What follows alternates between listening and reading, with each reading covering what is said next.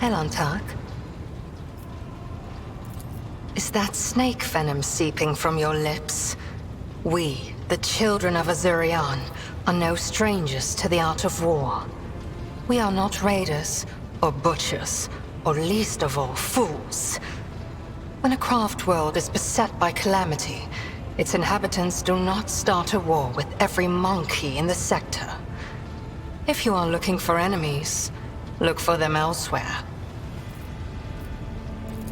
It is a mystery as inscrutable as the sigh of the last immortal, as deep as the waters of a dark ocean.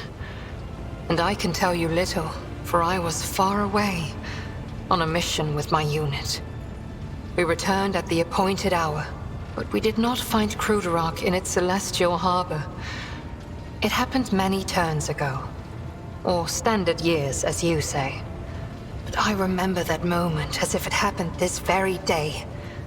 The memory of a loss is always stronger than the memory of a gain, especially when you lose something as significant as a home, or an entire world. We searched, we called out, we looked everywhere, but we saw only emptiness and the echo of calamity. Countless days passed before I found myself on the Lilithon and met some of my kin. Those refugees who had barely managed to reach our ancestral planet. Their stories were far from being the fruit of truth I so badly craved. Those who agreed to talk to me were few, for most saw me as a wayward daughter who had spurned the honorable paths. And they would not stop babbling about the terrible disease that spread black tendrils of pain over the paths of the Infinity Circuit and deadened our world one segment after another. The ones who survived fled in fear and wandered between the stars, until the Lilithon's warm light reached out to some of them. Some, like Muaran, lay the blame entirely on Monkey. However, I do not know the truth, but I hope, I desperately hope and pray to the gods that someday it will be revealed to me. Cruderach cannot be described in your language. It can only be sung, encased in a filigree of sounds, a melody as complex and delicate as the Infinity Circuit, its energy network. It can be seen in the golden hues of sunlight, felt in the breath of celestial winds. Though it was an artificial world, it was just as alive as any real planet. But I must see clearly, not only light, but also shadows. I yearn to remember only Cruderach's beauty, but it had a dark side too. My world was isolated for too long. Like a lake of stagnant water, there was no movement or renewal, and even the sweetest outbursts of life soon turned fetid. Who knows? Who knows? Had there been no stagnation, had our elders not been so blind in their dogmatism and our youths not lacking in courage, then perhaps Cruderach would still be alive even now? Why ask this question? Is it idle curiosity, or something else?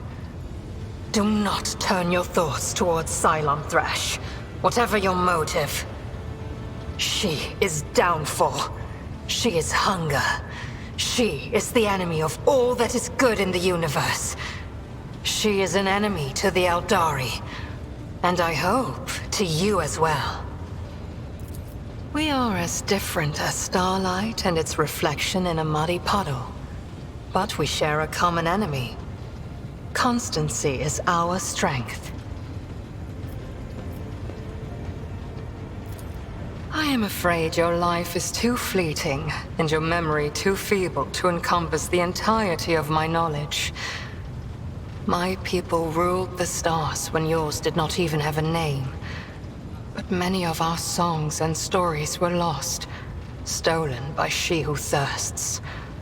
I can tell you the children of Azurian lived, created, caressed the stars as if they were pearls on a string, until Cylon Thresh smothered our empire in her terrifying embrace. Different branches of the Eldari chose different paths to salvation. My ancestors chose an eternal journey through the starry void, living on craft worlds instead of real planets. We rescued countless wonders from the days before, but far from all. You saw this on the Lilithan. Not even we can always master the gates our ancient ones built. This is the story of the Asuriani. There are branches that chose a different path, gruesome and frightening. But I do not wish to tell you about them. That is our dark side, just as your kin have many dark sides of their own. As you wish, Elantark.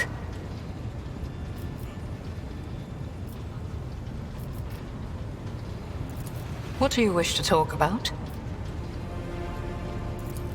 I followed my path. Do you know what a path is to the children of Asurian? It is more than a chosen, what do you call it, craft. The path is how each of us moves through the labyrinth of existence, inside and out, in life and in spirit. It is both a journey and a fortress. It protects us from she who thirsts. To stray from the path is to fall into her dark embrace. The first path I walked was the path of awakening. It granted me the ability not merely to look, but to see, and to take notice of what I saw. My second path could have been that of a warrior, but I chose differently. For the ability to see called me beyond the boundaries of my homeworld. Though not everyone was pleased by this decision, I stepped onto the path of the outcast. I gained the freedom to choose, to question, to doubt where the others merely bow before the wisdom of a Farseer who dictates the will of destiny. And I will follow my path until I reach its pinnacle. It feels like I am in the belly of a bird with steel wings. Cold and unliving, but stubbornly blazing through the dark. It lacks life with its light and beauty, but although your vessel cannot even remotely be compared to a craft world, I feel strangely satisfied.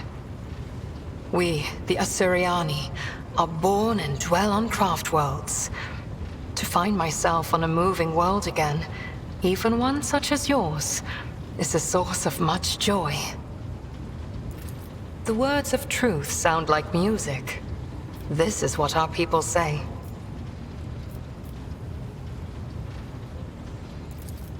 The outcasts my path led me to had a saying. Let me translate it for you. If you fall off a cliff, grab the roots and do not ask if they belong to a weed or a noble rosebush. You are the root I grabbed, Elantark, because I fell off a cliff. My homeworld is gone.